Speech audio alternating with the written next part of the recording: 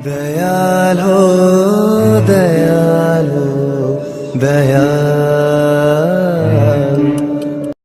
अखंड निर्गुण साकार एकीभूतम पदम्बुजो त्रिताप त्रयनाशरूपम सत्य ज्ञानानंद घन सचितानंद विग्रहम नमामि श्री अनुकूल शिव मनमोहिनी सुतम जगत तारिणी जगत व्यापिके विश्वरूपे नित्यं सदानंद स्वरूपे ज्ञान गम्ये चित रूपी परा देवता विश्व राजेश्वरी माँ पुरुषोत्तम पदसेव्या सरसी वल्लभे प्रपद्ये अमरेन्द्र जुगाचार्य पावक पुरुष श्री मुखात स्वरित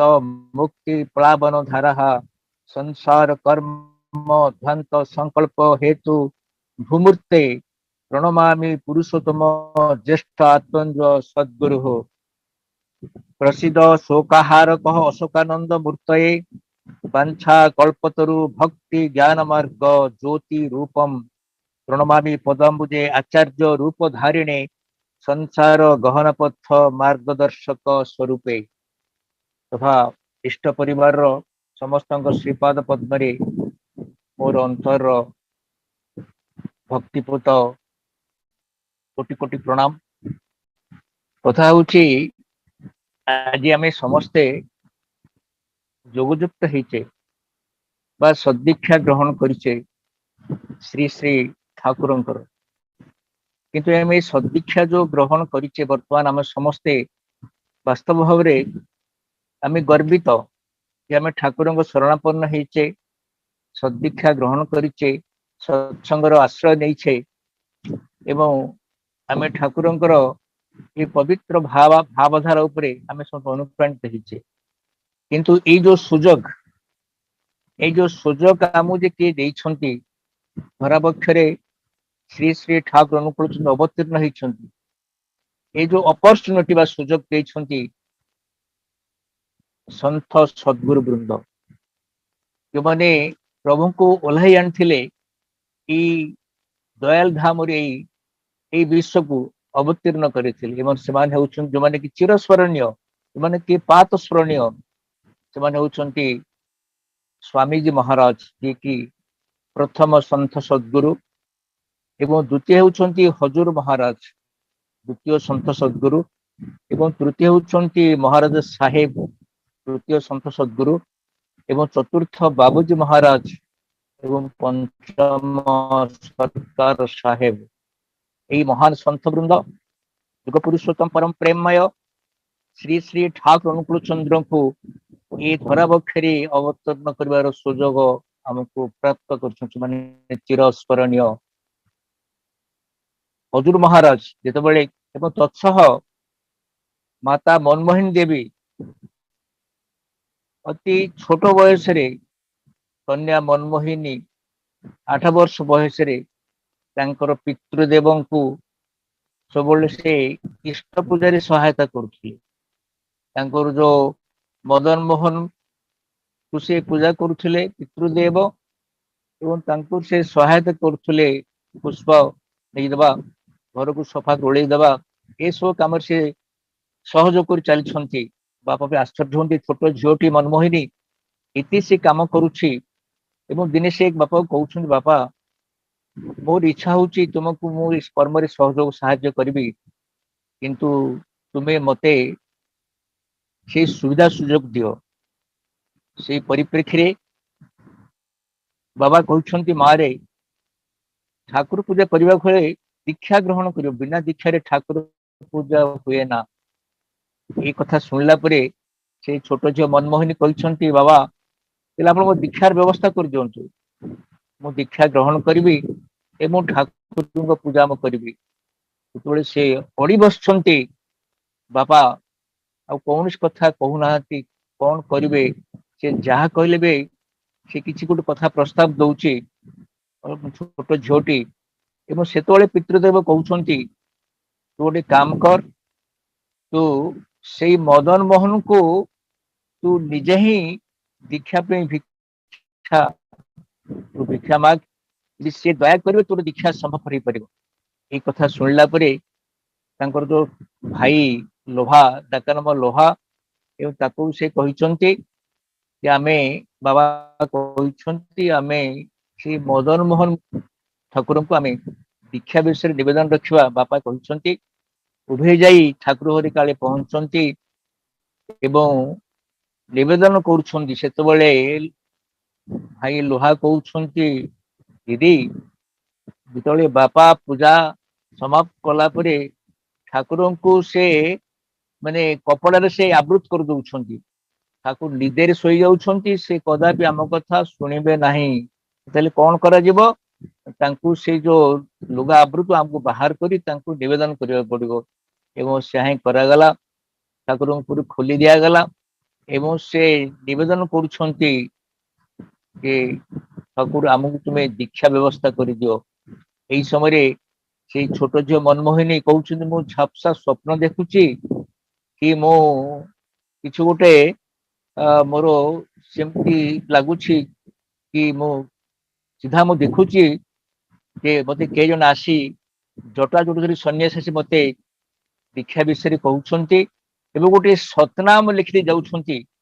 ସେ ସତନାମ ଟା ମୁଁ ମୋର ସ୍ୱଚକ୍ଷୁରୁ ଦେଖୁଛି କି ସ୍ୱପ୍ନ ଦେଖୁଛି ସେ ପ୍ରକାର ଚିନ୍ତା କରୁଛନ୍ତି। ରାତି ପାହି ଯାଇଛି। ରାତି ପାହିଲା ପରେ ସେ ସମସ୍ତ ବୃତ୍ତାନ୍ତ ନିଜର ପିତୃଙ୍କ ପାଖରେ ବୟାନ କରୁଛନ୍ତି। ବାପା ଶୁଣିଲା ପରେ ସେ ତାଙ୍କର ଯୋଉ ଅଛନ୍ତି ପଣ୍ଡିତ ବର୍ଗ ଶାସ୍ତ୍ରଙ୍କୁ ଡାକିଛନ୍ତି ଏବଂ ତାଙ୍କୁ ସେ ଶବ୍ଦ କଥା କହିଛନ୍ତି, ଯେଉଁ ସଦନାମ କଥା କହିଛନ୍ତି। ସେମାନେ ଶାସ୍ତ୍ର କିଭଳି ତାକୁ ଦେଖିଛନ୍ତି କହିଲେ ଶାସ୍ତ୍ରରେ କୌଣସି ଏମିତି ଶବ୍ଦ ନାହିଁ। ଏଇ ସ୍ୱପ୍ନ ନୁହଁ, ଏସବୁ କୌଣସି ପ୍ରକାର ଶବ୍ଦ ଆମେ ପାଉନୁ, ଏଇଟା ଭୁଲ କଥା। ଯେତେବେଳେ ତାଙ୍କର ସେଇ ଅଳିଅଳ କନ୍ୟା ସେ ସ୍ୱପ୍ନରେ ଦେଖିଛନ୍ତି, ସତନାମ ଦେଖିଛନ୍ତି ଏବଂ ତାଙ୍କୁ ସେ ସେଇ କଥା କହିଛନ୍ତି ମାରେ ତୁ ଯାହା ସ୍ୱପ୍ନରେ ଦେଖିଛୁ ତୁ ତାକୁ ହିଁ ମନନ କରି ଚାଲ। ଏଇ କଥା ଶୁଣିଲା ପରେ ସେଇ ଅଳିଅଳି ଝିଅ ମନମୋହିନୀ ସେ ମନନ କରି ଚାଲିଛନ୍ତି ଏବଂ କ୍ରମଶଃ ତାଙ୍କର ବୟସ ବଢି ଚାଲିଛି ଏବଂ ଥରେ ଆସିଥିଲେ ହଜୁର ମହାରାଜ କଲିକତା ଆସିଥିଲେ। ସେ ଖବର ପାଇ ଯାଇ ସେଠି ପହଞ୍ଚିଛନ୍ତି। ଏ ତ ଦୀକ୍ଷା ତ ସ୍ୱପ୍ନରେ ହେଇଥିଲା, ସେଠି ସେ ଦୀକ୍ଷା ଗ୍ରହଣ କରୁଛନ୍ତି ଏବଂ ସେତେବେଳେ ହଜୁର ମହାରାଜ କହୁଛନ୍ତି ମାରେ କେବଳ ତୋର ପାଇଁ ମୁଁ ଏଠିକି ଆସିଛି, କିନ୍ତୁ ବର୍ତ୍ତମାନ ମୁଁ ତୋ ଉପରେ ଏତେ ଖୁସି ହେଇଛି ଯେ ତୋର ଦୀକ୍ଷା ଏଠି ହେଇଗଲା ଆନୁଷ୍ଠାନିକ ଭାବେ। ତେଣୁକରି ତୁ ମତେ କଣ ମାଗୁଛୁ ମାଗ, ମୁଁ ତୋ ଉପରେ ବହୁତ ଖୁସି ହେଇଛି। ଏବଂ ସେତେବେଳେ ସେଇ ମନମୋହନ ଦେବୀ କହିଛନ୍ତି ଯେ ଯଦି ଆପଣ ଏତେ ପ୍ରୀତ ହେଇଛନ୍ତି ତାହେଲେ ଆପଣ ମତେ ସେ ଆଶୀର୍ବାଦ କରନ୍ତୁ ଯେପରି ଆପଣ ପରି ଏକ ସନ୍ତାନ ମୋ ଗର୍ଭରେ ଆସୁ। ଏତେ ଖୁସି ହେଇଛନ୍ତି ହଜୁର ମହାରାଜ ଏବଂ ସେ ସେଇ କଥା ହିଁ କହିଛନ୍ତି ଏବଂ ତାଙ୍କୁ ସେଇ କଥା ସେ ବର ପ୍ରାପ୍ତି କରୁଛନ୍ତି। ହେଉଛି ମାତା ମନମୋହିନୀ ଦେବୀ ଏବଂ ସ୍ୱାମୀଜୀ ସଦ୍ଗୁରୁ ବୃନ୍ଦ ଯାହାଙ୍କ ଦୟାରେ ଆମେ ପ୍ରାପ୍ତ ହେଇଛେ ଆଜି ଯୁଗ ପୁରୁଷୋତ୍ତମ ପରମ ପ୍ରେମମୟ ଶ୍ରୀ ଶ୍ରୀ ଠାକୁର ଅନୁକୂଳ ଚନ୍ଦ୍ରଙ୍କୁ ଯେତେବେଳେ ବି ଏ ପ୍ରଶ୍ନ କାଳେ ହୁଏ ଶିବଚନ୍ଦ୍ର ଚକ୍ରବର୍ତ୍ତୀ ଯାହାଙ୍କ ଔରସରେ ଇଏ ସମ୍ଭବ ହେଇପାରିଲା ଏବଂ ସେତେବେଳେ ଶିବଚନ୍ଦ୍ର ଚକ୍ରବର୍ତ୍ତୀ କିନ୍ତୁ ଅଟହାସ୍ୟ କରି କହୁଛନ୍ତି ଯେ ଭଗବାନଙ୍କୁ କୋଉଠି ଆଉ ଜାଗା ବୋଧେ ମିଳିଲା ନାହିଁ ଜନ୍ମଗ୍ରହଣ କରିବା ପାଇଁ। ସେ ଓହ୍ଲେଇ ଆସିଲେ ଏଇ ମୂର୍ଖ ଶିବଚନ୍ଦ୍ର ଘରେ ଆସି ଭଗବାନ ଜନ୍ମ ହେଇଗଲେ। ବାସ୍ତବରେ ଯିଏ ତାଙ୍କର ଦୟା ଏବଂ ଯାହାର ଦୟାରୁ ଇଏ ସମ୍ଭବପର ହେଲା ଯୁଗ ପୁରୁଷୋତ୍ତମ ପରମ ପ୍ରେମମୟ ଶ୍ରୀ ଶ୍ରୀ ଠାକୁର ଅନୁକୂଳ ଚନ୍ଦ୍ର ଧରା ପାଖେ ଅବତୀର୍ଣ୍ଣ ହେଲେ କିନ୍ତୁ ସେ ତାକୁ ସ୍ୱୀକାର କରୁନାହାନ୍ତି। ହେଉଛନ୍ତି ସେଇ ଯାହା ଦୟାରେ ଆମେ ଆଜି ଠାକୁରଙ୍କୁ ପାଇଛେ। କିନ୍ତୁ ଯୁଗ ପୁରୁଷୋତ୍ତମ ପରମ ପ୍ରେମମୟ ଶ୍ରୀ ଶ୍ରୀ ଠାକୁର ଅନୁକୂଳ ଚନ୍ଦ୍ର ଅବଶ୍ୟ ଆସିଛନ୍ତି ମାତା ମନମୋହନ ଦେବୀଙ୍କ ପବିତ୍ର ଗର୍ଭକୁ ମଣ୍ଡିତ କରି ଆସିଛନ୍ତି। ପିତା ଶିବଚନ୍ଦ୍ର ଦେବଙ୍କ ଔରସ ଜନ୍ମଗ୍ରହଣ କରିଛନ୍ତି। କିନ୍ତୁ ଠାକୁର ବି କହୁଛନ୍ତି ଯେ ପୁରୁଷୋତ୍ତମ ଅଯୋନି ସମ୍ଭୂତା, ପୁରୁଷୋତ୍ତମ ହଉଛି ଅଯୋନି ସମ୍ଭୂତା। ଏ ବି ସତ୍ୟ କଥା ଯେ ଯେତେବେଳେ ଠାକୁର ଆସୁଛନ୍ତି ଠାକୁର ତ କହୁଛନ୍ତି କେତେ ଗ୍ରହ ନକ୍ଷତ୍ର କେତେ ଦେଇ ମୁଁ ଆସୁଛି ତାର ତ ଇୟତା କିଛି ନାହିଁ। ଏବେ ଯେତେବେଳେ ମୁଁ ଓହ୍ଲେଇ ଆସୁଥିଲି ଠାକୁର ତ ପ୍ରଶ୍ନ ହେଇଛି ଠାକୁର ମାତୃ ଗର୍ଭରେ ତ ସନ୍ତାନ ମାନେ ରହନ୍ତି 9 ମାସ କି ଅତନ୍ତରେ 9 ମାସ 10 ଦିନ 10 ମାସ ରହନ୍ତି। ଠାକୁର ଆପଣ ଆସି ଆପଣ 12 ମାସ ପରେ ଜନ୍ମଗ୍ରହଣ କଲେ ଆର ରହସ୍ୟ କଣ? ସେତେବେଳେ ଯୁଗ ପୁରୁଷୋତ୍ତମ ପରମ ପ୍ରେମମୟ ଶ୍ରୀ ଶ୍ରୀ ଠାକୁର ଅନୁକୂଳ କହୁଛନ୍ତି, ଯେତେବେଳେ ମୁଁ ଓହ୍ଲେଇ ଆସୁଥିଲି ଶହ ଶହ ସୂର୍ଯ୍ୟ, କେତେ ନକ୍ଷତ୍ର, କେତେ ଗ୍ରହ, ତାର ତ କୌଣସି ମୁଁ ଗଣନା ବି କରିପାରୁନାହିଁ।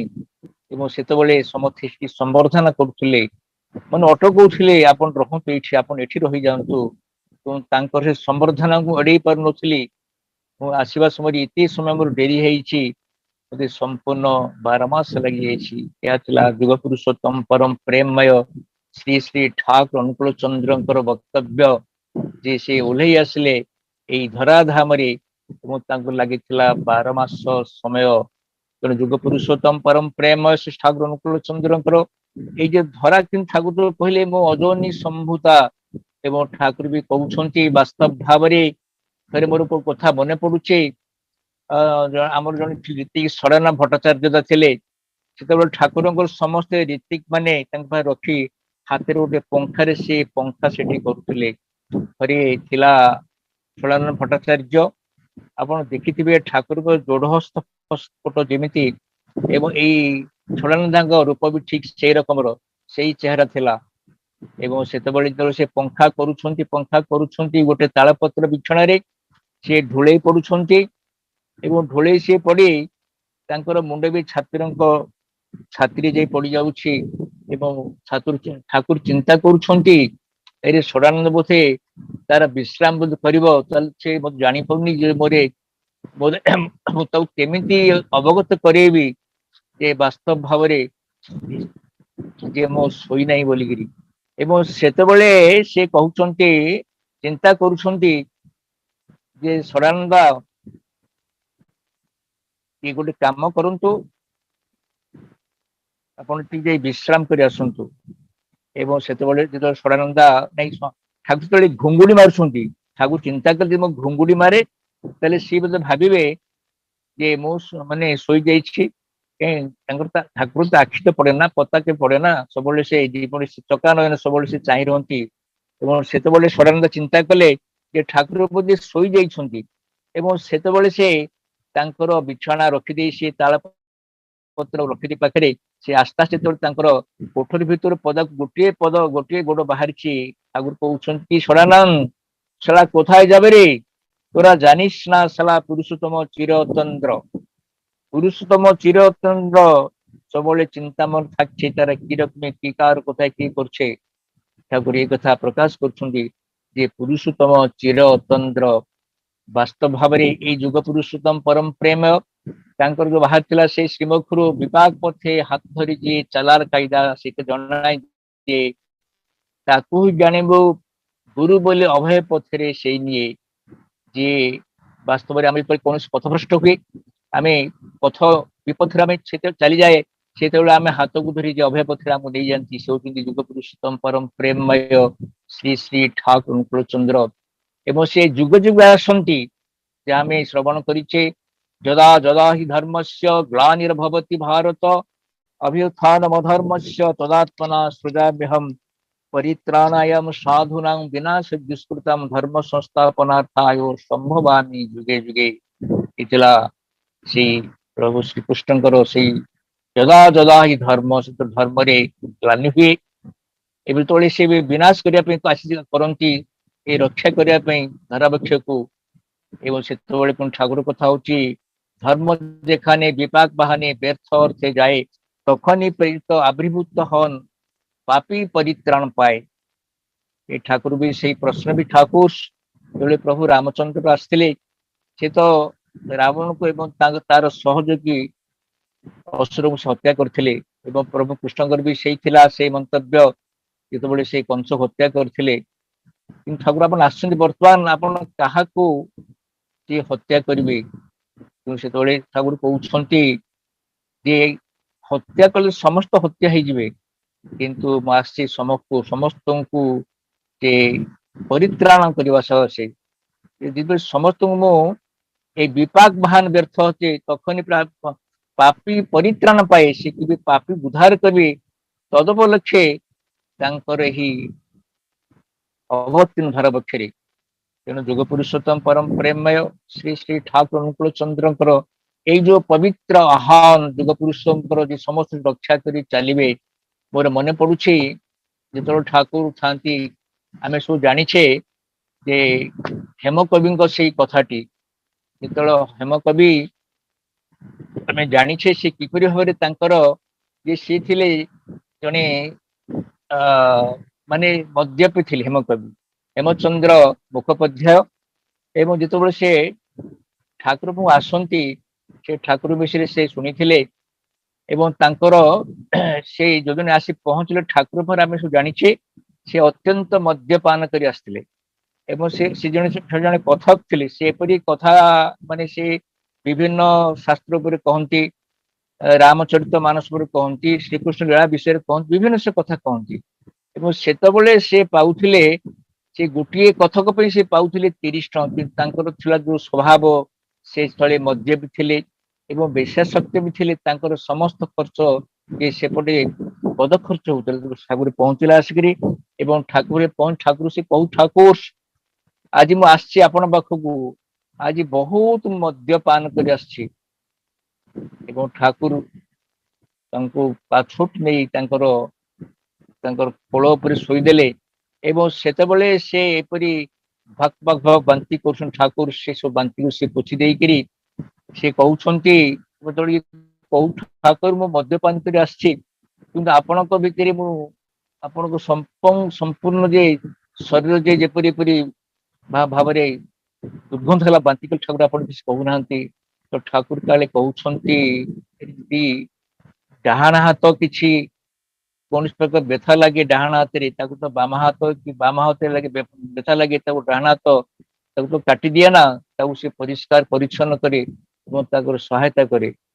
ନା ଠାକୁର ଆପଣ ଜାଣିପାରୁନାହାନ୍ତି ମଦ ଖାଇଛି ନା ତୁମର ତ ସେଇ ଦୁର୍ଗନ୍ଧର ବାରିପଦ ମଦ୍ୟ ଖାଇଛ ନା ଠାକୁର ଠିକ ଅଛି ତାହେଲେ ମୁଁ ଠାକୁର ଏଠି ଆସିଛି ମୁଁ ଆପଣ କିଛି ଦିନ ରହିବା ଠାକୁର ତାଙ୍କୁ ସ୍ୱାଗତ କରିଥିଲେ ଏବଂ ଠାକୁର ସେ କହୁଛନ୍ତି ଠାକୁର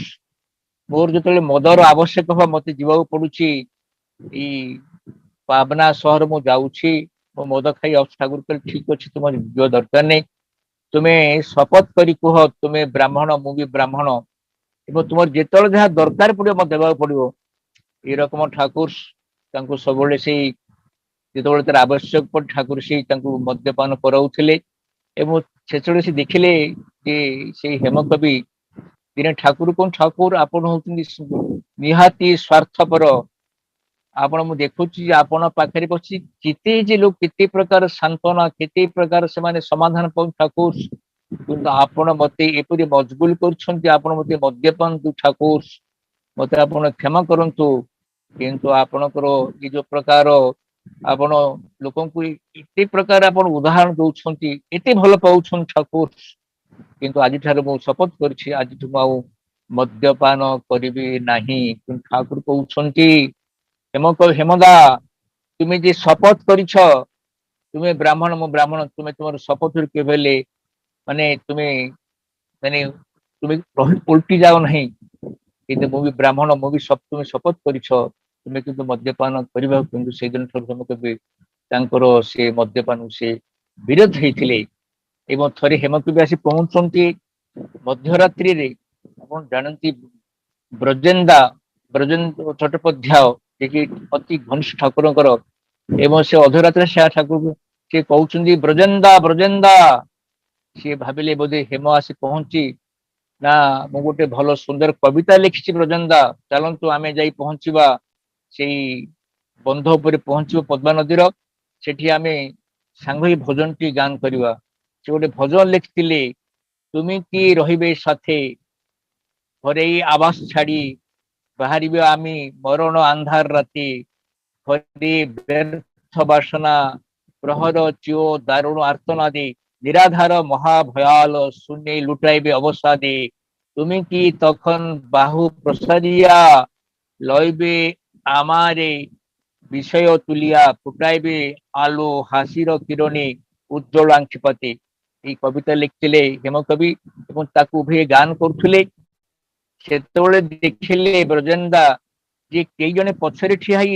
ଦୁଇ ଜଣ କାନ୍ଧରେ ହାତ ସିଏ ପକେଇଛନ୍ତି ସେ ଉପଲବ୍ଧ ଠାକୁର ଠିଆ ହେଇଛନ୍ତି ଏବଂ ତାଙ୍କର ସେଇ ଭଜନଟି ବନ୍ଦ ହେଇଗଲା এবং সেତେବେଳେ ঠাকুর হসি কହୁଛନ୍ତି হেমদা একটা করেকশন আছে গোটে ঠাকুর ସେ ଇଂଲିଶ ଶବ୍ଦରେ ଗୋଟେ କରେକ୍ସନ ଠାକୁର ସେଠି କହୁଛନ୍ତି তুমি কি শব্দ লাগিব না হেমদা লাগিব তুমি যে হবে না তুমি যে হবে তুমি যে রহিবে সাথে তুমি যে তখন বাহু প্রসারিয়া আমি তো বারবার বলেছি আমি থাকবো থাকবো থাকবো যুগ পুরুষোত্তম পরম প্রেম শ্রী শ্রী ঠাকুর অনুকূল চন্দ্র বাস্তব ভাବରେ ସେ ଅଭୟ ପ୍ରଦାନ କରୁଥିଲେ କି তুমি କଥା তুমি କରେକ୍ସନ କର তুমি কি রহিবে সাথে তুমি নেই তুমি যে রহিবে সাথে আমি থাকবো থাকবো থাকবো এই ଥିଲା ଯୁଗ ପୁରୁଷୋତ୍ତମ ପରମ ପ୍ରେମମୟ ଶ୍ରୀ ଶ୍ରୀ ଠାକୁର ଅନୁକୂଳ ଚନ୍ଦ୍ର ଅଭୟ ବାଣୀ ଏବଂ ସେ ତ ଅଳ୍ପ ବୟସରେ ତାଙ୍କର ଦେହାନ୍ତ ହେଇଯାଇଥିଲା ଠାକୁର ସେୟା ହିଁ କହୁଥିଲେ ବର୍ତ୍ତମାନ ଯୋଉ ଭାବପୂର୍ଣ୍ଣ ନେଇ ଯେ ହେମଦା ତାଙ୍କର ଦେହ ତ୍ୟାଗ କରିଛନ୍ତି ପୁଣି ସେ ଆସିବେ ସେଇ ଭାବ ନେଇ ସେ ଆସିବେ ଏ ସଂସାରରେ ଜନ୍ମଗ୍ରହଣ ହେଇଥିଲା ଠାକୁରଙ୍କ ଆଶୀର୍ବାଦ ଆପଣ ଆଉ ଜଣେ ଭକ୍ତ ଏଇ କଥାଟି ହେଉଛି 1924-25 ମସିହାର କଥା ଡକ୍ଟର ପ୍ୟାରୀମୋହନ ନନ୍ଦୀ ଡକ୍ଟର ପ୍ୟାରୀମୋହନ ନନ୍ଦୀ ଜଣେ ଥିଲେ ମାନେ ଆପଣ ଢାକା ଜିଲ୍ଲାର ବିକ୍ରମପୁରରେ ତାଙ୍କ ଜନ୍ମ ବସେଇଥିଲା ଏବଂ ସେତେବେଳେ ସେ ତାଙ୍କର ବାପା ହଉଛନ୍ତି ପ୍ରସନ୍ନ କୁମାର ନନ୍ଦୀ ତାଙ୍କର ଭାଇ କିଶୋର ମୋହନ ଏବଂ କୃଷ୍ଣମୋହନ ନନ୍ଦୀ ଏବଂ କୃଷ୍ଣମୋହନ ନନ୍ଦୀ ତାଙ୍କର ବହୁତ ବଡ ବ୍ୟବସାୟୀ ଥିଲେ ଏବଂ ତାଙ୍କର ସେ ବଡ ପୁତ୍ର କିଶୋରୀ ମୋହନ ସେଠି ଅଧ୍ୟୟନ କରୁଥିଲେ ସେମାନେ ରାମକୃଷ୍ଣ ପରମହଂସଙ୍କର ସମସ୍ତେ ଭକ୍ତ ଥିଲେ କିନ୍ତୁ ଦୀକ୍ଷା ଗ୍ରହଣ କରିନଥିଲେ ଏବଂ ଏଇ ପ୍ୟାରୀମୋହନ ନନ୍ଦୀ ଯିଏ ଠାକୁରଙ୍କ ଶିକ୍ଷକ ସିଏ ଚିକିତ୍ସା ଶାସ୍ତ୍ରରେ ସେ ମାନେ ଥିଲେ ଗୋଲ୍ଡ ମେଡାଲିଷ୍ଟ ସେ ପାସ୍ କରିଥିଲେ ଏବଂ ତାଙ୍କର ବାପା ସେଇ ପ୍ରସନ୍ନ ଚନ୍ଦ୍ର ନନ୍ଦୀ ତାଙ୍କୁ ସେ ବିଲାତ ପଠେଇବେ ତାଙ୍କର ସେ ଦେଲେ ସେ ଗୋଟେ ବଡ ଶିକ୍ଷକ ହେବେ ଏବଂ ନିଜେ ସେ ଶିକ୍ଷା କରିବେ ଏଇ ଭାବରେ ସେ ତାଙ୍କୁ ରଖିଥିଲେ ଯେତେବେଳେ ସେ ପାଠ ପଢୁଥିଲେ ये प्यारीमोहन नंदीदा ତାଙ୍କର ଜଣେ ଥିଲେ ମେଡିକାଲ ଥିଲେ ସାଥୀ ଥିଲେ ସୁବୋଧ ଦାସ ବୋଲିକିରି ଏବଂ ସେତେବେଳେ ସେ କହୁଥିଲେ ସୁବୋଧ ମୋର ବହୁତ ଇଚ୍ଛା ମୁଁ ଦେଖନ୍ତି କି କୋଉଠି ଭଗବାନ ଅଛନ୍ତି ଭଗବାନ କୋଉଠି ଅଛନ୍ତି ମୋର ଇଚ୍ଛା ହଉଛି ଭଗବାନ ଦେଖିବି ତାଙ୍କର ସାଥୀ ସୁବୋଧ ଦାସ ସେ ବି ମେଡିକାଲ ଛାତ୍ର ସେ ଦେଖିଲା ନିଶ୍ଚୟ ଆ ଭାବରେ ଗୋଟେ କିଛି ଗୋଟେ ଭକ୍ତ ଭାବ ଅଛି ସେ ତାଙ୍କୁ କହିଲେ ଠିକ ଅଛି ଆମେ ଯିବା ହିମାୟତପୁର ଯିବା ସେଠି ଠାକୁର ଅନୁକୂଳ ଚନ୍ଦ୍ର ଅଛନ୍ତି ସେଠି ତୁମେ ଭଗବାନ ଦେଖିବ ଏବଂ ସେଇ 1925 ସାଲର କଥା ହଉଛି ଏବଂ ଯେତେବେଳେ ସେ ଦେଖି କହିଲେ ସୁବୋଧ ବର୍ତ୍ତମାନ ପରୀକ୍ଷା ସମୟ ଆସିଯାଇଛି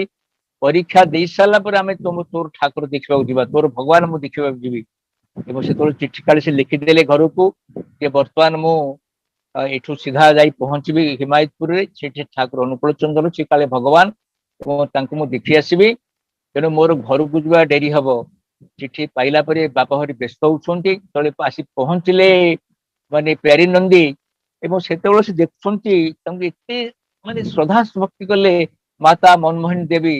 ଏବଂ ସେ ସେଥିରେ ସବୁ ଭୁଲିଗଲେ ସେ ଭାବୁଛନ୍ତି ବୋଧେ